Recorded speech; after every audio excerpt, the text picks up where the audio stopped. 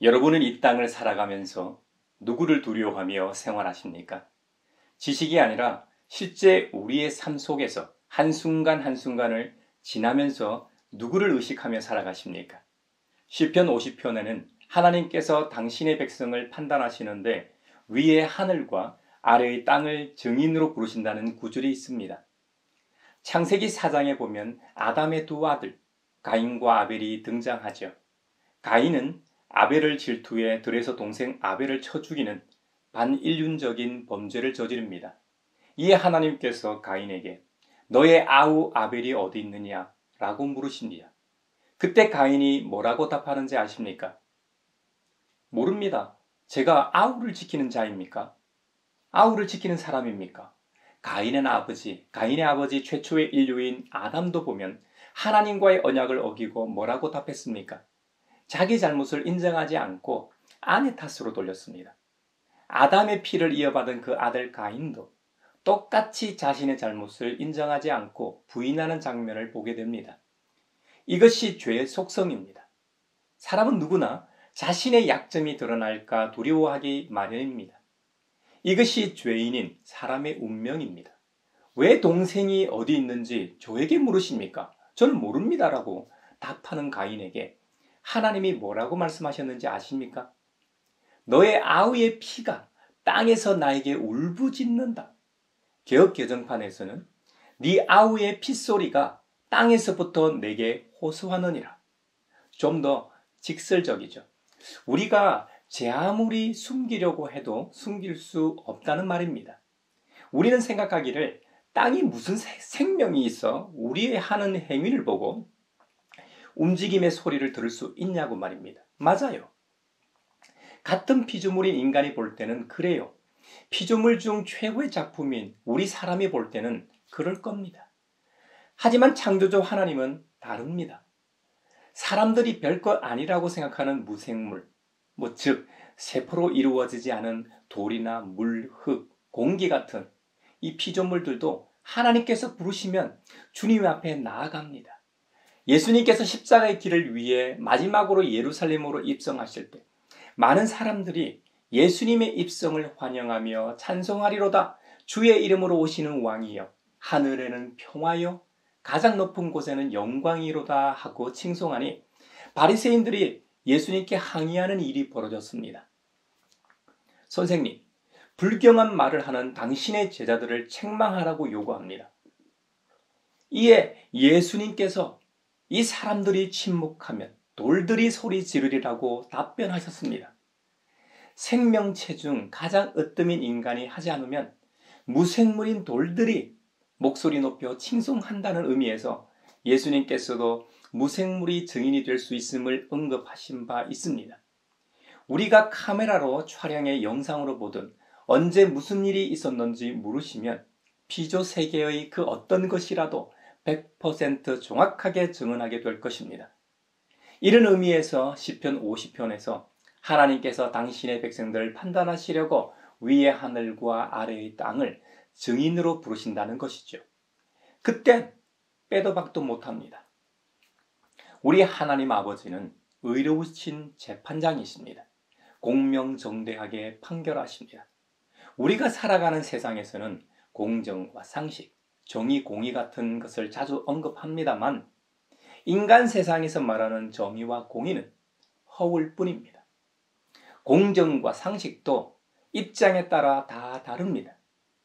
말이야 정말 좋은 것 아닙니까? 그런데 정의와 공의라는 것도 인간 세상에서는 힘 있는 자들이 자기 유리한 대로 정의하고 적용합니다. 우리나라뿐만 아니라 전 세계적으로 모든 역사에서 그랬습니다. 그러나 우리 하늘 아버지는 그렇지 않습니다. 죄인인 우리를 위해 자신의 전부인 독생자를 아낌없이 내어주셨습니다. 우리 대신에 십자가에서 죽게 하심으로 우리의 모든 죄를 용서해 주셨습니다. 지우개로 싹 지우듯이 아예 다 지워버리셨습니다. 얼마나 좋으신 하나님이십니까? 이렇게 좋으신 하나님이 구원만 하시고 우리를 내버려 두지 않으시고 우리를 새 언약의 일꾼으로 부르십니다. 그리스도 밖에 있던 예전 우리들처럼 아직까지 구속사에서 벌어져 있는 이들을 위해 우리를 증인으로 부르십니다. 고린도후서 4장 전반부에는 새 언약의 일꾼의 임무에 대해 말씀하고 있습니다. 바울은 자신의 사도직이 오직 하나님의 자비하심과 긍휼, 은혜의 결과임을 다시 한번 밝히고 있습니다. 그러니까 사도직의 근거가 바로 하나님이시라는 말이죠. 사역의 주체는 하나님의 거룩한 영이신 성령님이십니다. 바울이 이방인의 사도로 부르심을 받은 것은 자신도 아니고 어떤 권위 있는 기관의 임명도 아니라는 겁니다. 그 당시 가장 권위 있는 곳이 예루살렘이었을 겁니다. 그것도 아니라는 것이죠. 이 세상에 쓰는 추천장 같은 것이 있죠.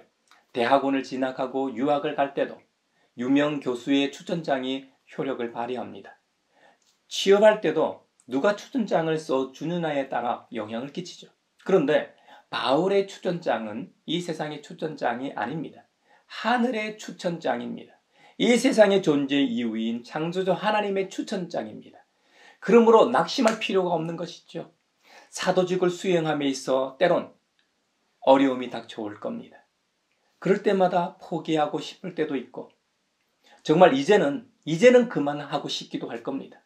또 어떨 때는 매너리즘에 빠지기도 하고 나태하거나 게으를 때도 있을지 모릅니다.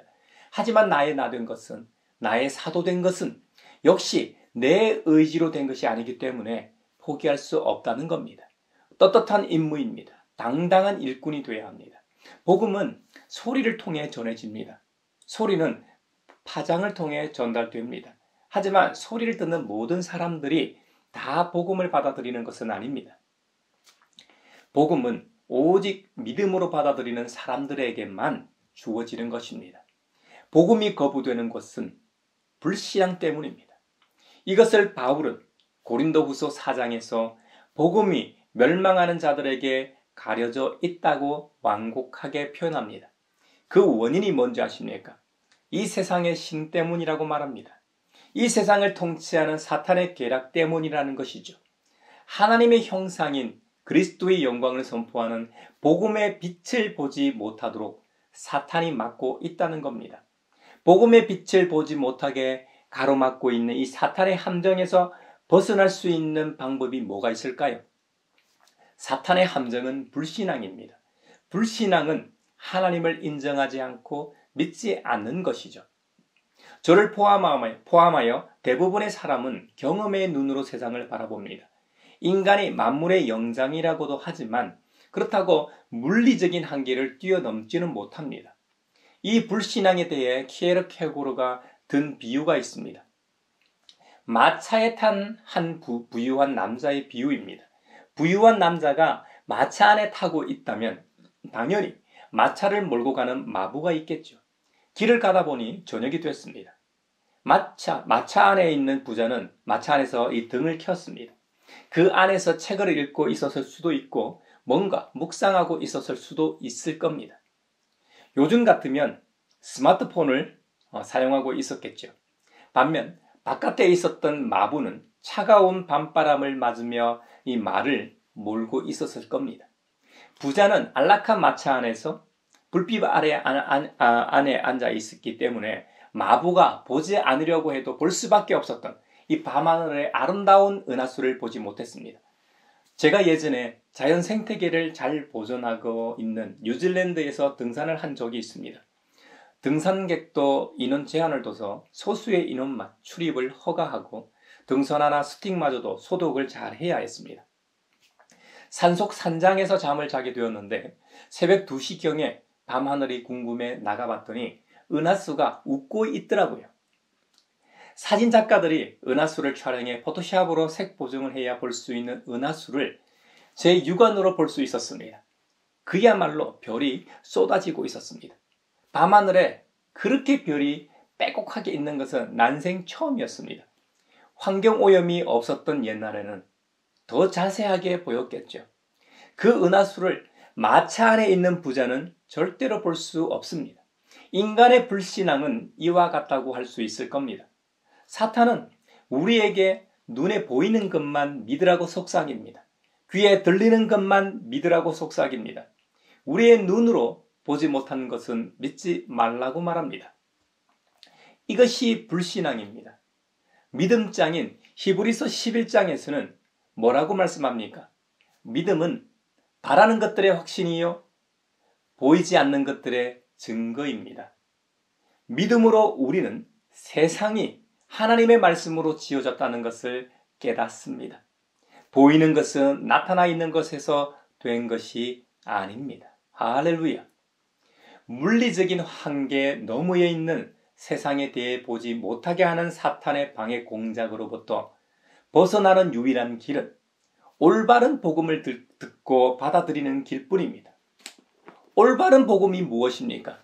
예수 그리스도, 우리 주님만을 전하는 것입니다. 우리 주님 예수님께서 요한복음 14장에서 나는 길이요 진리요 생명이다. 나를 거치지 않고서는 아무도 하늘 아버지께로 갈 사람이 없다고 직접 말씀하셨습니다. 이것이 중요합니다. 창조주 하나님께로 가는 유일한 길은 오직 예수 그리스도밖에 없다는 것입니다. 이것이 우리가 전하는 복음의 핵심입니다. 바울 당시의 적대자들이나 오늘날 불신앙에 빠져있는 많은 사람들은 예수 그리스도의 영광의 빛을 체험하지 못했기 때문에 그들 나름대로 기쁜 소식을 전한다고 하지만 결국에는 자기 자신들을 전하거나 타인뿐만 아니라 자기들도 하나님 나라에 들어가지 못하는 참극을 저지르고 맙니다. 하나님의 부르심으로 사도가 된 바울은 자신과 부름받은 그리스도인들이 두 가지를 전하고 행하는 사람이라고 말합니다.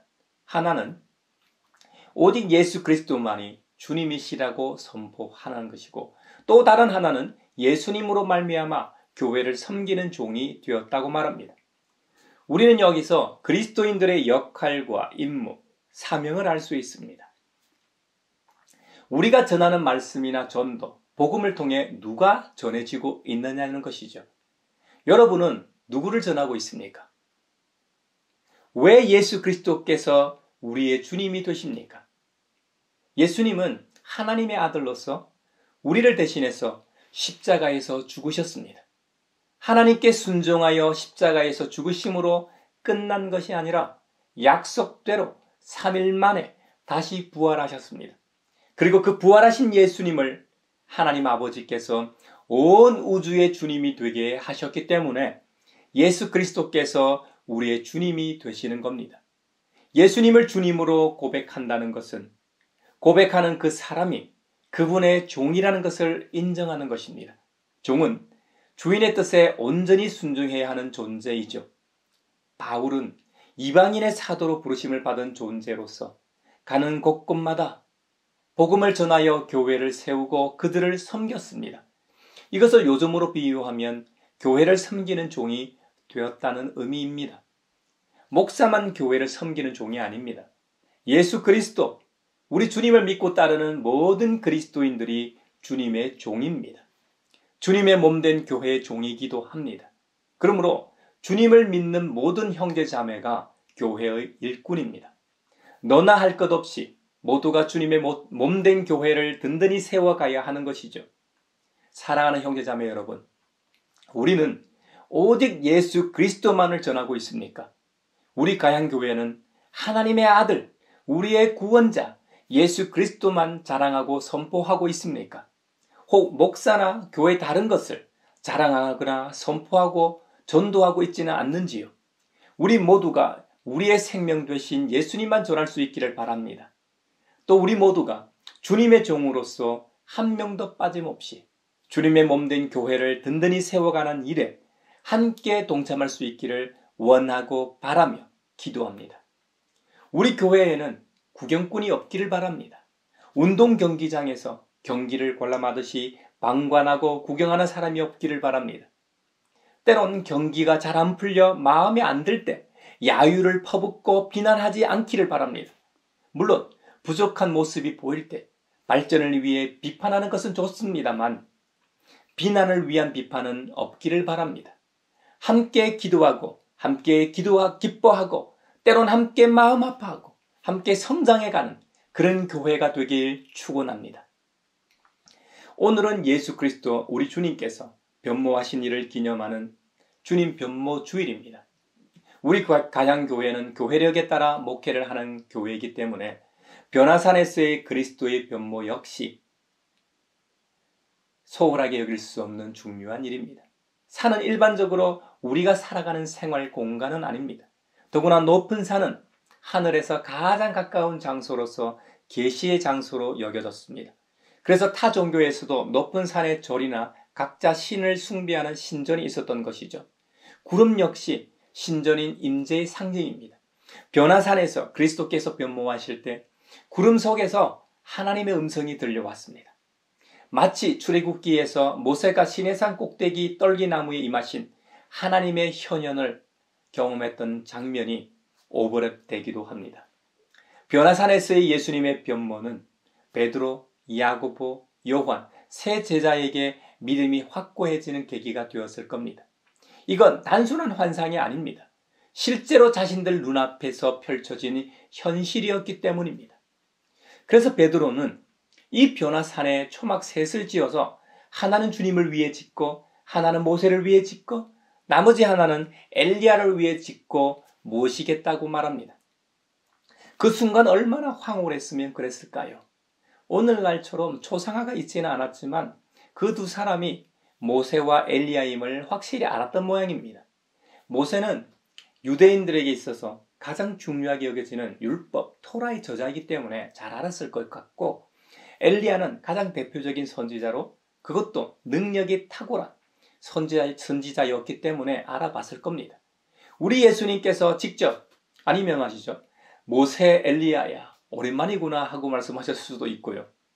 중요한 것은 그들이 이런 황홀한 광경을 목격한 것도 중요하지만 그들에게 주어진 말씀이 더 중요합니다.